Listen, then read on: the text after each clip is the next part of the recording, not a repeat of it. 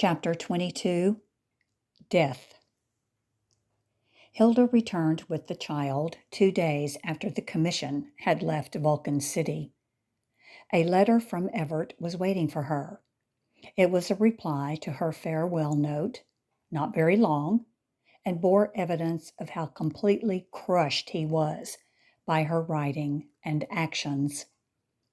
He had hoped to see her and the child before leaving, Everett wrote. He would not have intruded his presence too long on them. However, the thing was not to be, and he bowed to her dictates. She was in the right, he in the wrong. If all she wanted of him was the assurance of not being importuned, of being left alone and undisturbed, if that was all she would accept of him, he wished her to have this assurance.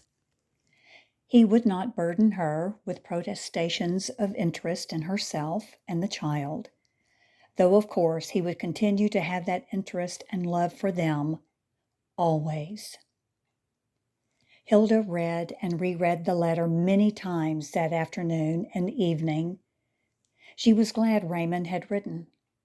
It would have grieved her if he had departed from Vulcan City without a farewell line to her, to them. At the same time, the letter also gave her a feeling of finality. It was like a certificate of death, of burial. The past was dead. She was a new person. Her account with Everett was closed. She was free. She went to bed thinking about the future, planning. There were new signs on the horizon. When she left New York, the roar of war had stifled the cry of revolt everywhere.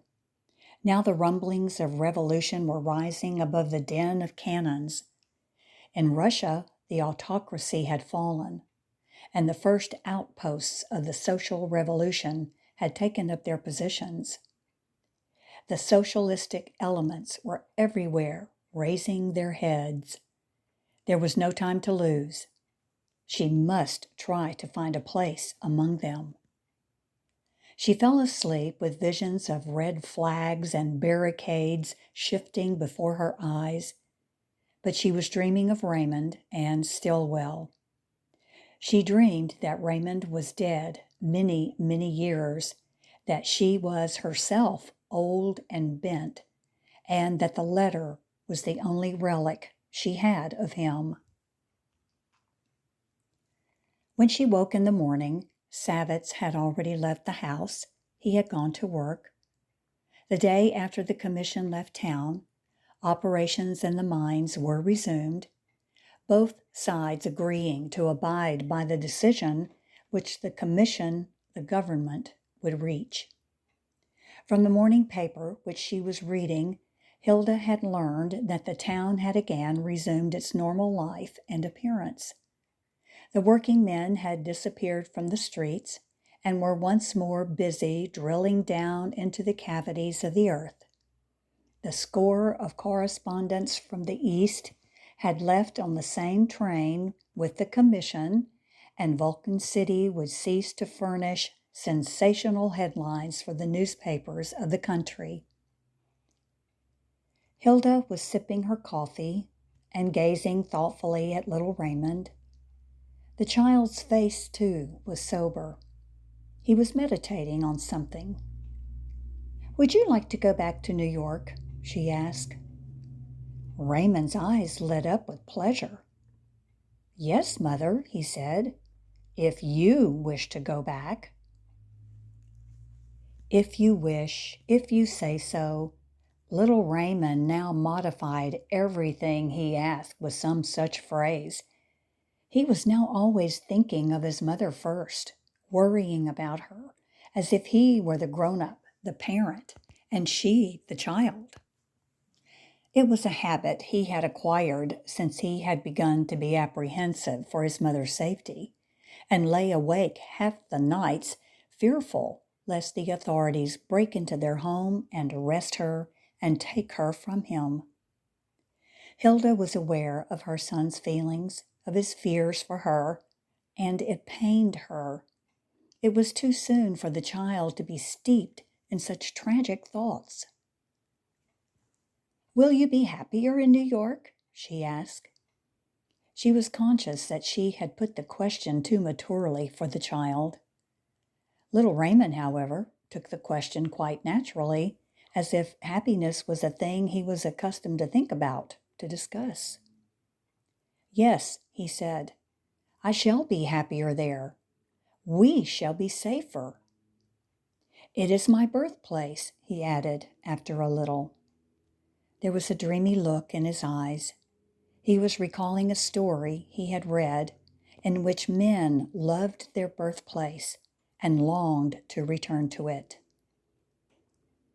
The Union heads at first attempted to persuade Hilda to remain in the West, but when they found her insistent on going, they asked her to stay over until the middle of December. There was some work they were anxious to have her to do for the organization. There was no particular hurry about getting to New York. Hilda was not going to anything definite, and it might as well be in December as in October, she figured, and agreed to stay. The approaching return to the East had brought little Raymond, who always got on well with his teachers, in still closer touch with them. Both teachers, the one in whose class he was and the one whose class he had just left, were girls in the 20s. New York to them was a mystery and a dream. Little Raymond had been to New York, had seen it, and was now going back to it. After school or at recess, the one or the other of them would stop to talk to him about his approaching journey. They would ask him to tell all he remembered of New York. "You must be sure and write to us," the teachers once told him in one voice, "and someday we shall come to New York and visit you." Raymond was proud and happy over the attentions his teachers were bestowing upon him. The 2 months preceding his journey were the 2 happiest months in his life. Hilda had left the office and was in the midst of preparations for the trip when a letter arrived from Raymond. It was formal, brief, and to the point. He was leaving for France in a few days, he wrote, having volunteered for the war, and he wished to inform her of certain provisions he had made, which concerned the child and herself. He had settled an allowance upon the boy, which would see him through with his education, the grades, high school, and college. He was very keen that she accept the allowance. She incurred no obligations toward him effort by accepting it. By the terms of another provision, she and the child became his legal heirs in case of his death. She would, in the next few days, receive a detailed letter with regard to this matter from his lawyer. Here followed a few words of farewell and good wishes. They were sincere, warm, but not intimate. 3 days later, as they were starting for the train, the mailman brought a registered letter. It was from Raymond's lawyer. She stuck the letter into her purse without opening it. She had planned to stay over a day or two in Chicago. She wanted to see the city once more and to show it to the child. Little Raymond had also suggested their visiting Stillwell. Since he had heard Mr. Everett speak of it, he had wished to see the place. Hilda, however, told him that the time to see Stillwell was in the summer, and the child acquiesced with her. For 2 whole days, the journey was very pleasant. On the 3rd, they rode into a snowstorm. A terrific gale was sweeping the prairie, howling and tearing at the sides of the coach. The engine was groaning, and the train was proceeding at a snail-like crawl. Gusts of wind swept through the car. It was cold, and people got into their furs and overcoats. Little Raymond was chilly and nestled close to his mother. They reached Chicago 8 hours late, Raymond suffering with a cold. Hilda dropped all plans for staying over in Chicago and decided to go on to New York at once. She had a wait of 3 hours before she finally got on an eastbound train.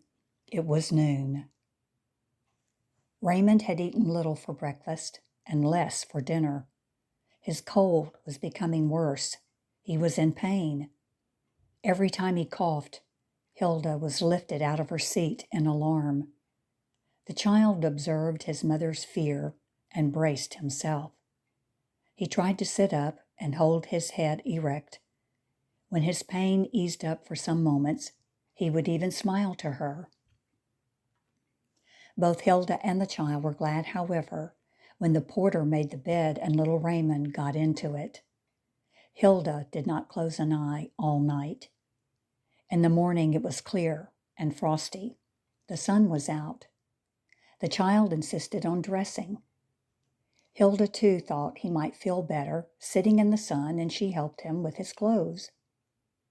For some hours he seemed better. Shortly after noon, however, Raymond lost all grip of himself. He lay limp and helpless in her arms, burning away in a high fever. Hilda was counting the moments for the train to pull into New York. They finally arrived. She carried him to a taxi and told the chauffeur to drive to a family hotel she had once known on the west side, just below 14th Street. As soon as she got into her room, she called for a doctor. The physician came in a half hour. He examined the child hastily. "We shall have to take him to a hospital at once," he announced. "Is it serious, doctor?" Hilda asked, wild-eyed. She was shaking from head to foot. The physician gazed at her pensively, as if making up his mind to something. He decided that she better know the whole truth. "It is pneumonia," he said, "and there is no time to lose."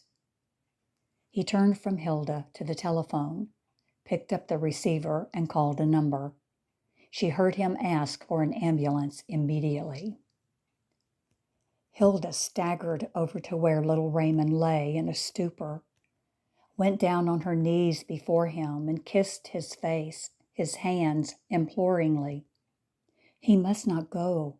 He must not leave her. Life would be meaningless without him. The light would go out of the world. No, he could not die. Not her son. Not he. 3 days later, Raymond was dead.